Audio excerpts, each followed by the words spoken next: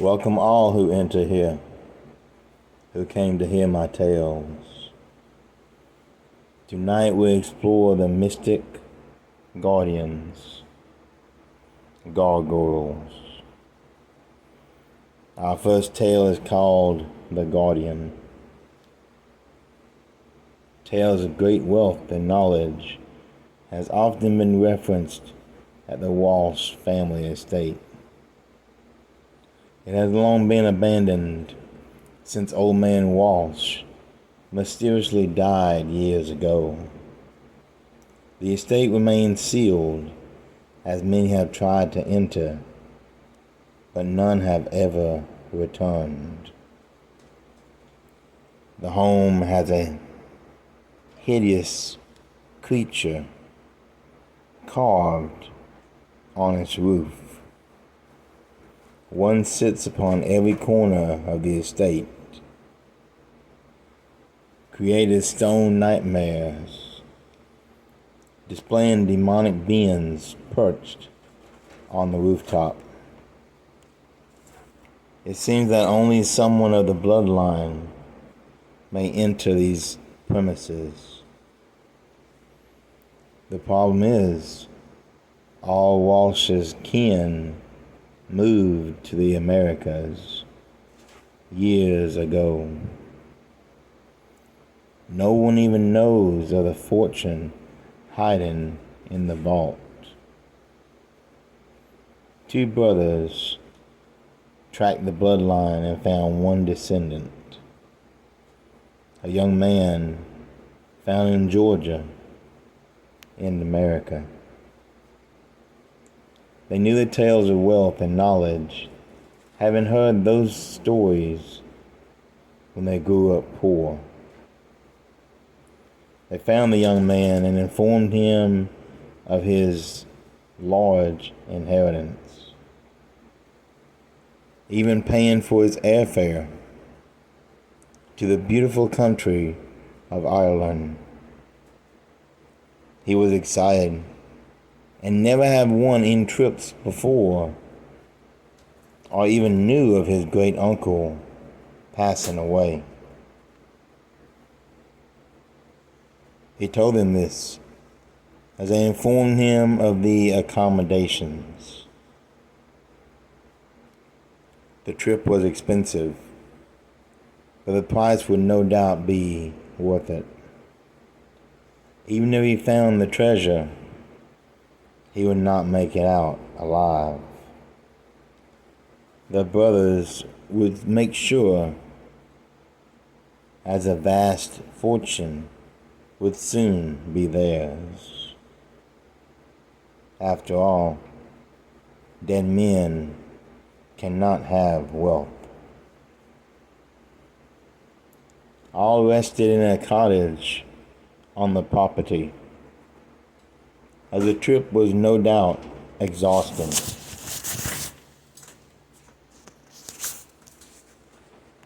He insisted on hearing about his uncle and why he would be the one to receive the property and all that resides in it.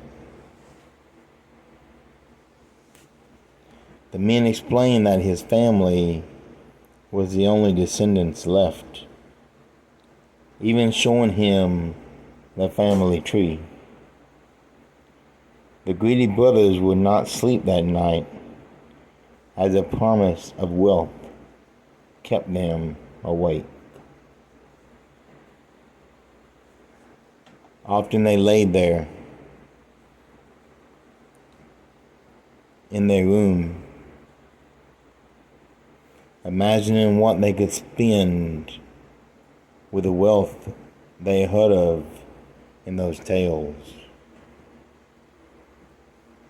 They grew up poor, having to fight and scavenge for everything upon the dirty streets that they lived on. Now the brothers would have their well-deserved wealth, even if it meant the death of this young and naive American boy.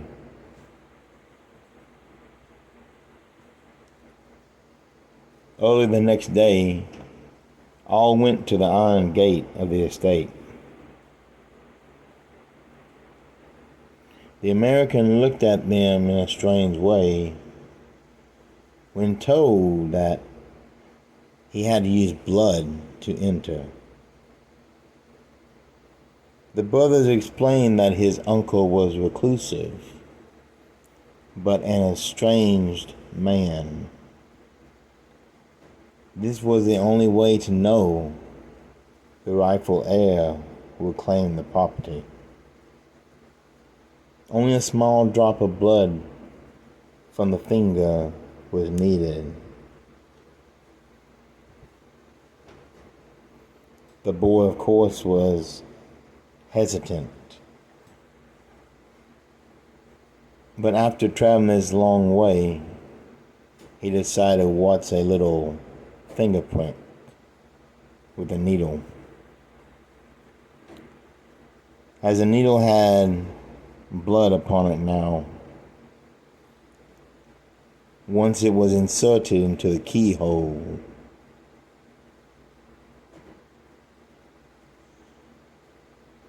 the door began making noises, creaks and moans as the rusty locks began to move. The gate opened,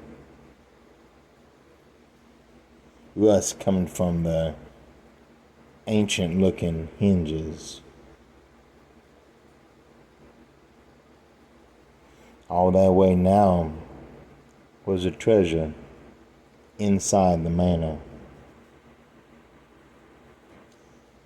All three entered and was amazed at the nice furniture found there.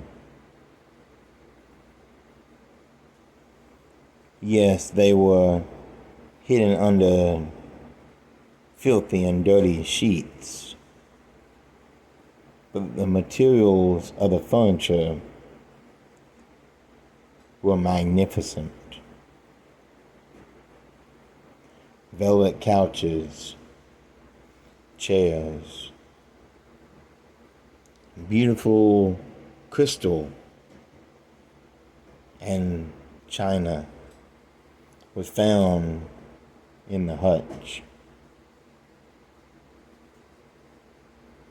You could tell that the owner truly enjoyed looking upon this furniture that he had. No doubt, tales of the wealth was not imagined.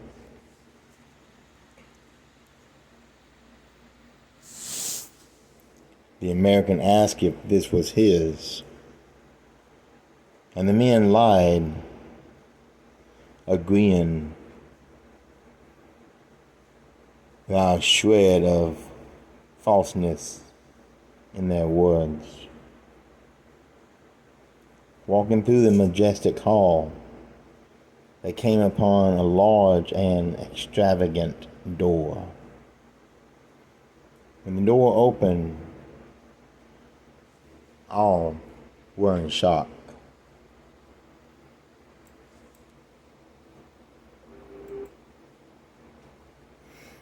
Gold laid in piles upon the floor, and a great beast made of stone looked upon all of it.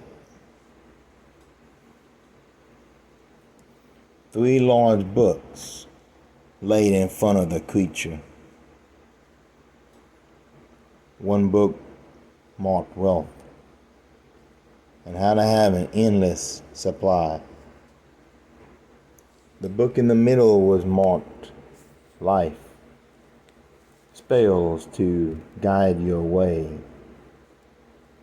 The final book was marked death, how to master immortality.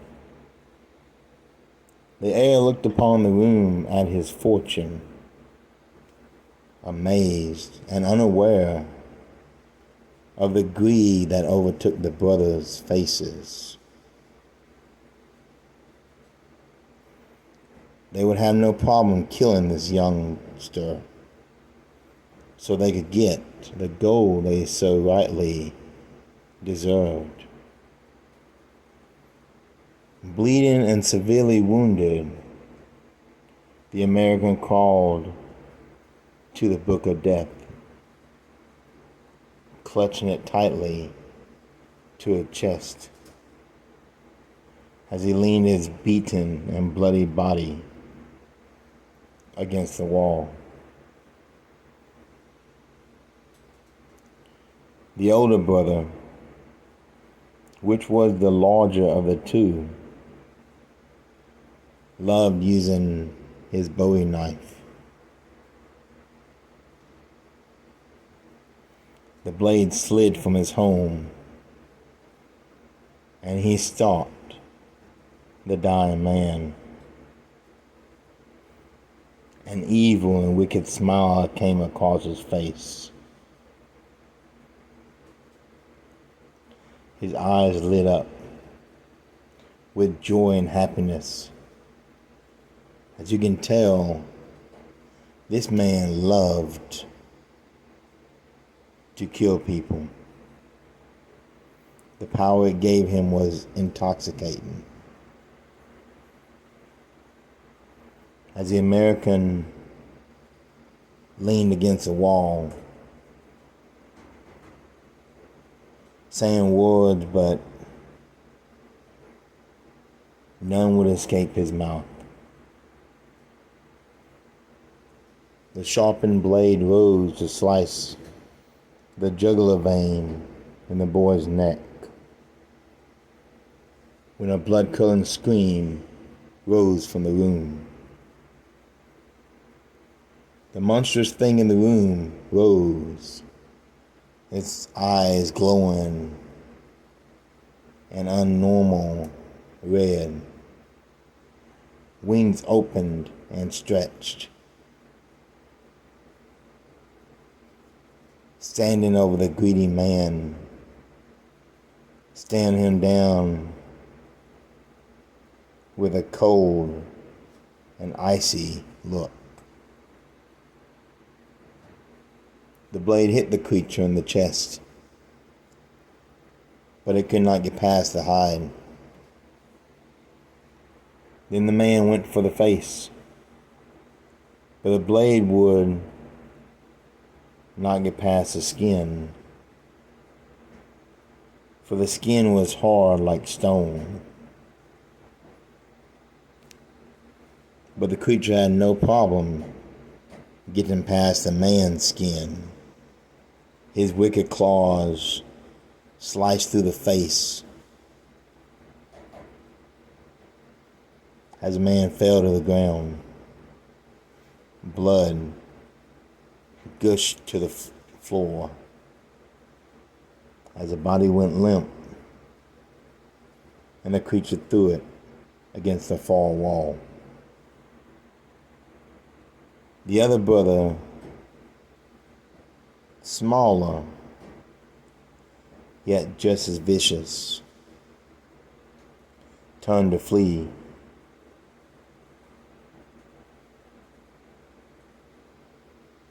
He stopped dead cold when the door in front of him slammed shut.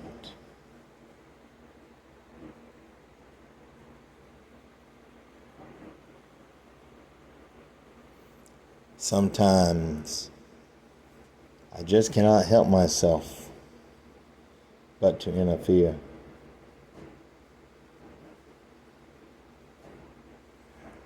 The man grabbed the heaviest object he could,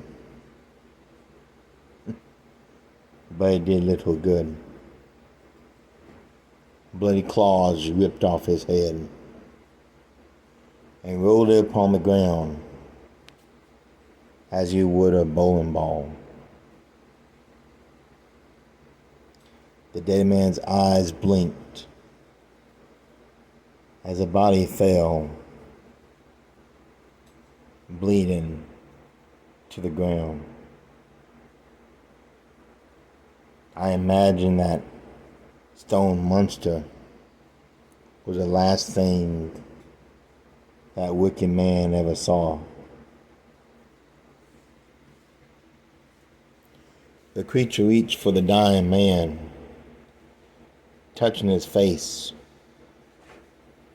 with blood-soaked claws, but gently.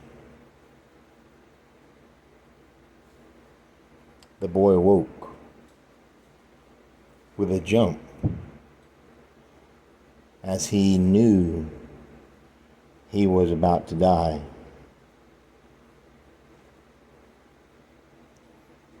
The stone guardian handed him a small journal. The journal was from his deceased uncle.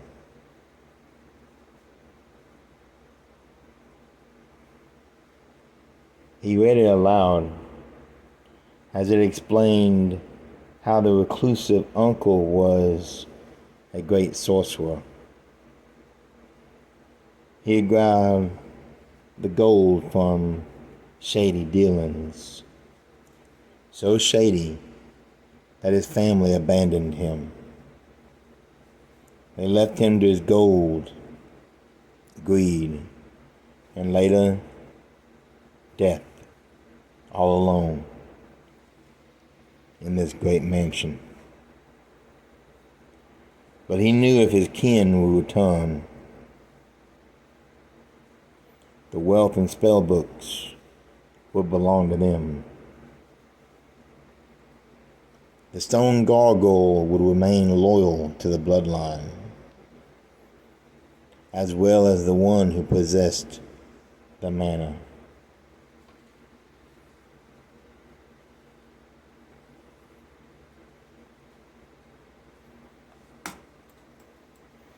I turned for a minute, looking down at the fallen men. It's time I collect these two. They have much explaining in the world beyond. My bony hand stretched out and called the two lost souls to me. So they followed me to the darkest of places, a place with little light, and a place you do not want to see, for it is full of the damned and the unforgiven. I left them to their fate. Grabbing my scythe, I left, off to where another person would soon meet my cold, dead touch.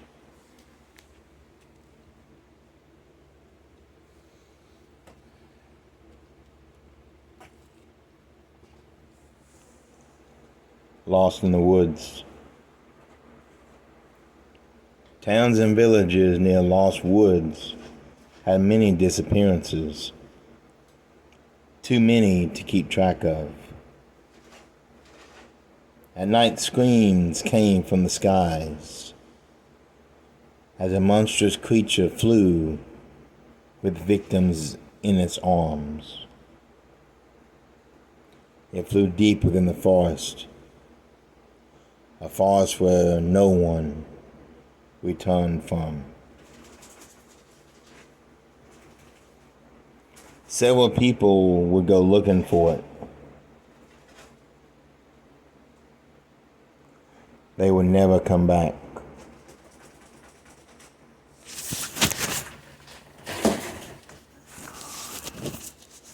For years this happened. The victims being random. Men, women, children were all abducted. stolen from their homes. Nothing would stop this creature. No weapon fired. No blade pierced. No club strong enough. Not even flames would slow it down. It was a great winged man-like beast. It never spoke or made any noise. Horns rose from its inhuman head, and sharp teeth were seen in its mouth. Great strength did it possess, as there was no person too large for it to steal away into the night. Young or old, age did not matter. The creature was never seen during the day, only at night.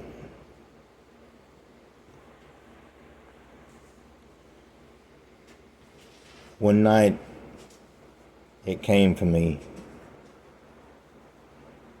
From the shadows, I saw two eyes glowing,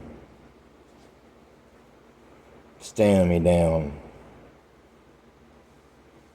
I grabbed an old rusty blade of my father's. I thought maybe the sword's weight will at least slow it down. I was surprised when the dull blade sliced his arm. The blade cut through the left arm just below the elbow. For the first time, the creature looked at his fallen hand and staggered back. The heavy sword was lighter than I expected it to be. The creature's expression was neutral, but it knew I heard it. As massive wings stretched out, so it took flight. The beast never screamed, nor did it bleed. As it left, I looked upon the hand lying on my floor.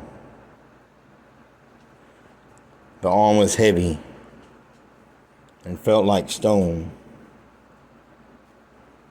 It was muscular and ended in massive claws, where the hand should have been. Black was the color, as I could barely drag the arm into the light.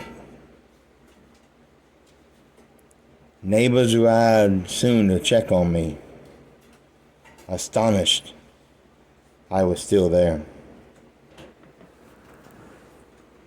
No one escapes this creature. I am the first to do so. They also could not believe what laid upon my floor.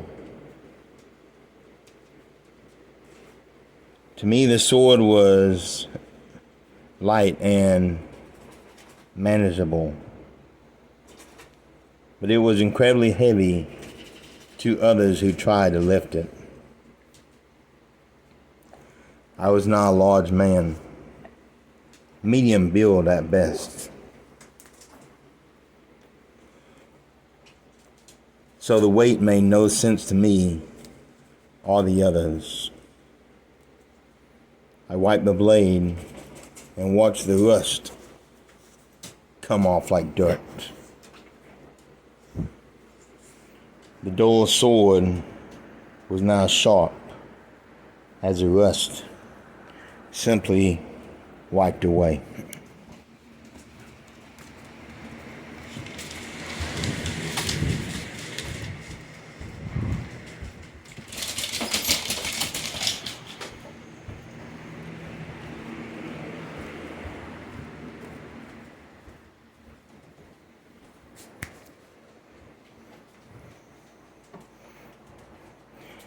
Everyone, me included, stood in amazement at what was at one time a useless blade. On the handle was an old symbol. No one understood what it meant. So I took the blade to the town's healer. He stayed the sword and beckoned me to his side. What do you know about your father, his work and hobbies? Inquired the ancient-looking man. In response, I spoke back to him. I know he had many adventures and was well respected. He was great as a warrior, fearless in battle. He wanted me to follow his path, but I am better at selling items, not collecting them. Oh, he was a warrior and a mage of battles many. This is his sword, the symbol of the sun god here on the hilt. You are the only one that may wield this blade. No one else can. You wounded the beast, I heard others saying.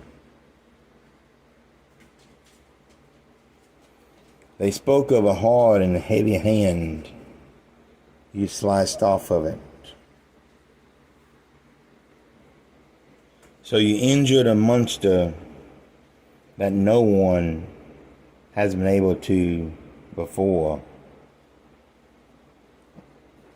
Do not look surprised. We have a small and very close village here.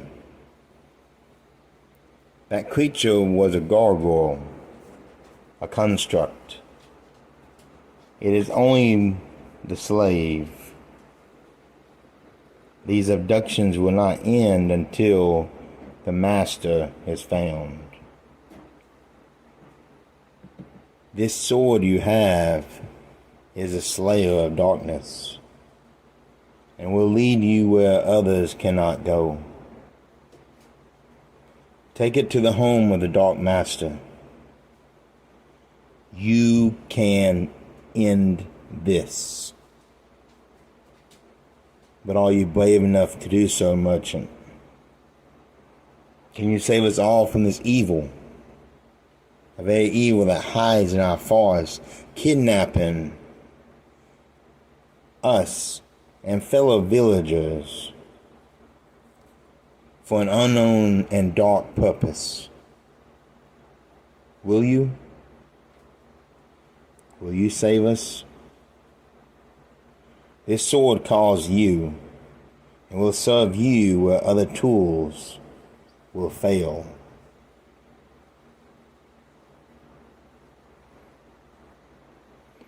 The healer looked at me with expectation in his eyes.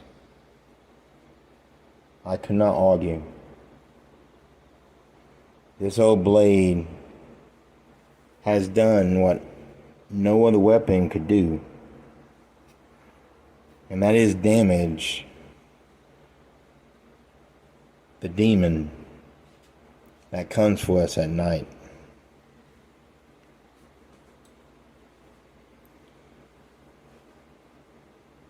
I took the sword as it felt light and natural in my hand.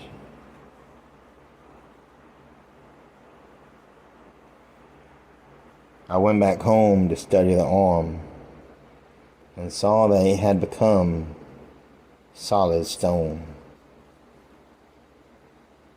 That day I left to find the master and to save my home. No one could find the location of this creature or its lair. But this sword I have dragged me deeper into the forest. It guided my hand and steps as I was blind in the deepest part of the wood. No animal disturbed me, not bear, not lion, or even wolf. I walked on. I walked on until the sun began to set. And then I saw a clearing in the wood. In that clearing stood a door. An old and wooden door. Buried under thick moss and weeds.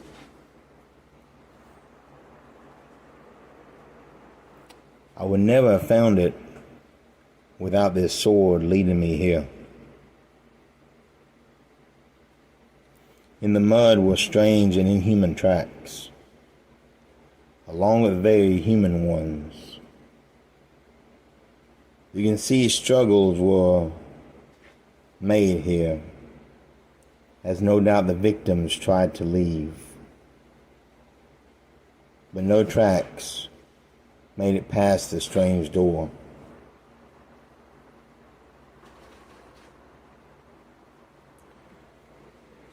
My hand touched the handle of the door as I braced myself to try to force it open.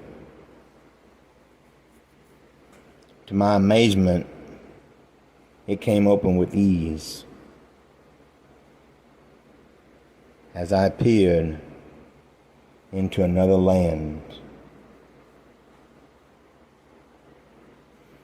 Here a great tower stood. The top had strange clouds and lightning hovering about it.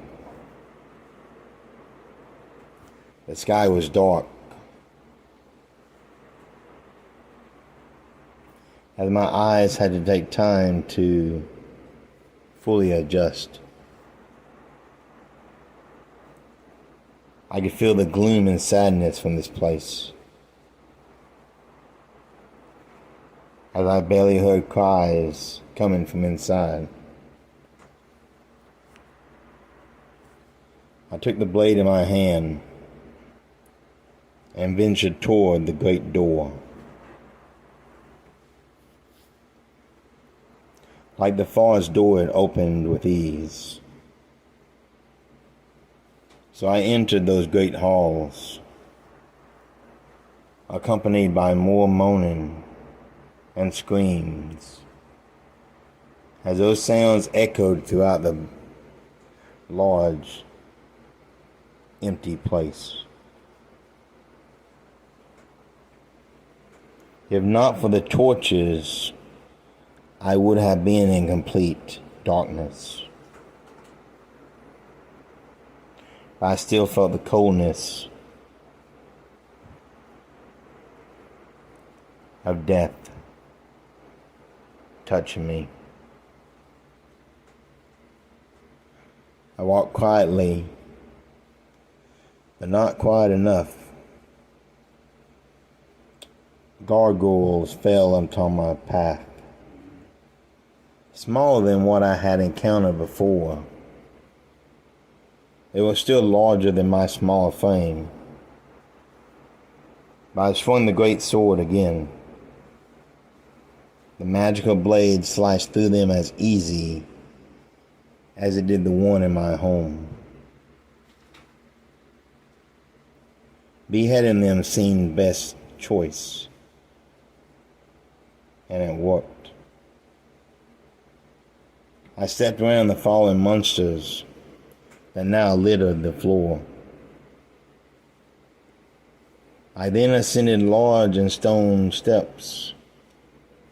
As they led into a larger chamber, there stood a man, a large black book in his hands. He turned to look upon me, dark energy coming from his eyes.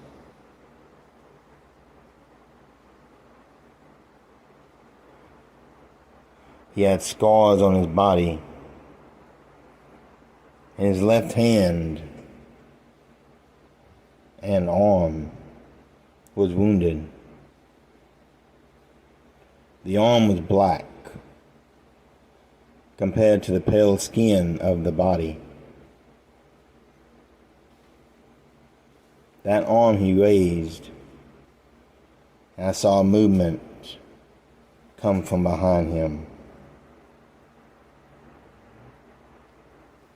The gargoyle I fought with in my home flew toward me. His arm was replaced as it looked completely healed. I dropped to the floor as his great claw just missed my head. It landed and began to swing those deadly arms wildly, trying to capture me. I stepped back and swung toward the neck, but it dodged every move. Avoiding the sword, it still reached out for me.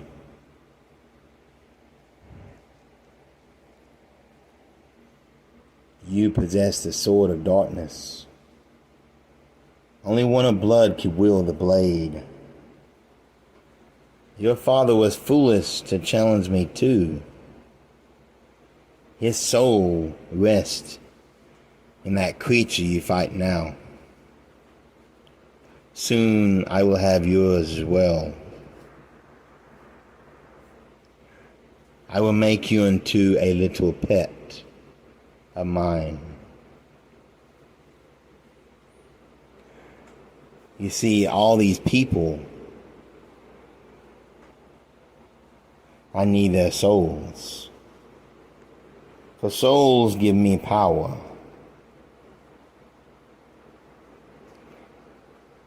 Let me live to be a very, very old man.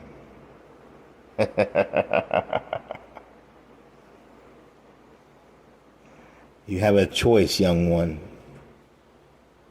Surrender to me, and I will end your life quickly. Be captured, and I will dine upon your soul. After all, that is the best part of necromancy.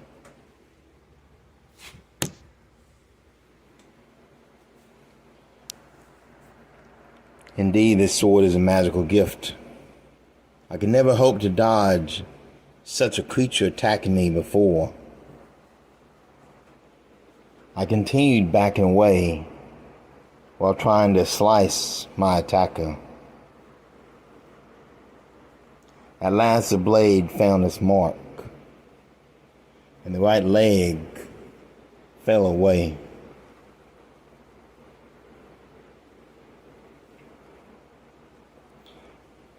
Just as it was about to deliver a killing blow to me, the creature fell. So I drew my sword high above my head, ready to take the head of the beast.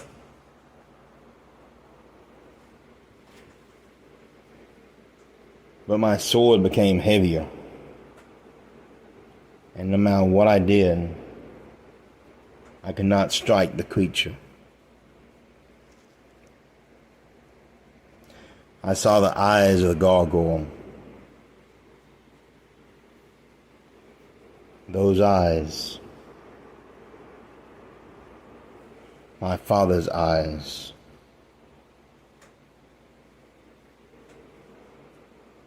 I yelled and swung my blade toward the mage. As he danced effortlessly around my attack. Laughing, his black robe spun around him. The harder I tried, the more he laughed.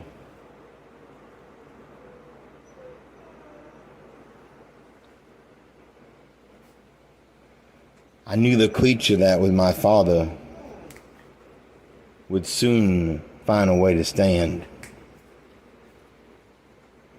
And the wizard's laughter was driving me insane. How can I end this? How can I save my village and set my father free?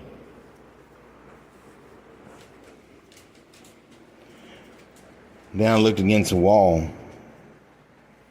The staff was unprotected.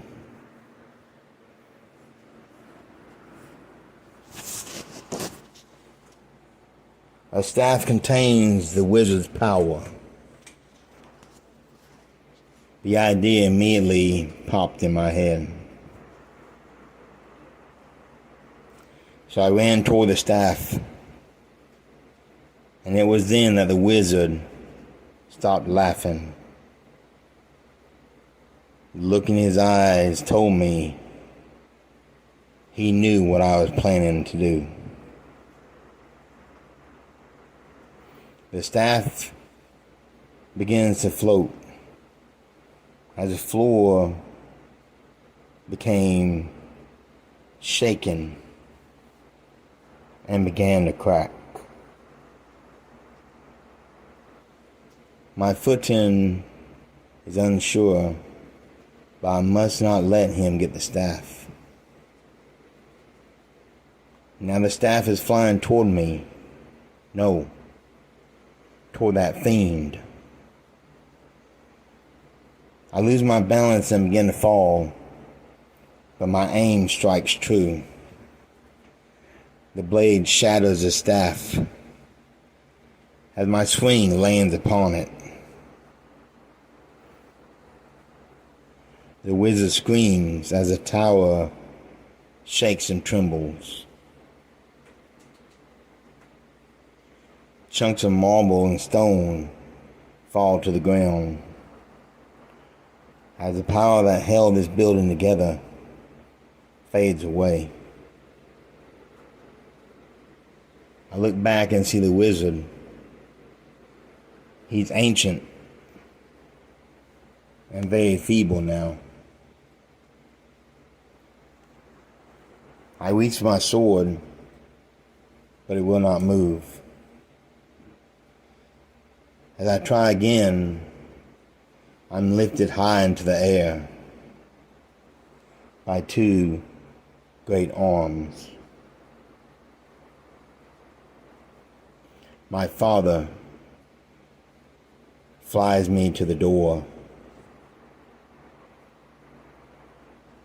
He dodges boulder-sized stones and masonry falling.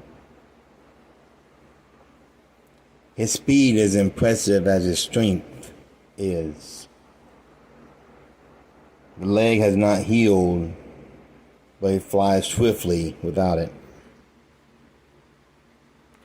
The door splinters as we ram through it. I see the tower falling as a great blackness from the ground swallows it up. We make our way through the door. As I land on my feet, I turn to look in the doorway and see a monster no more. I see my father. He smiles upon me and hands me a rusted sword. I try to speak, but the door closes and crumbles to dust. When I return, I am greeted as a hero. Cheers arise, echoing in the streets. Ale is pushed toward me, as all have heard of my quest. Remember, I have a small village. Even the village mayor walks up to me. He promised me anything I need. Among all this, my heart is still heavy, as I can see the face of my father clearly, so proud of me one last time. And then he drifts away into a crowd, never to be seen ever again.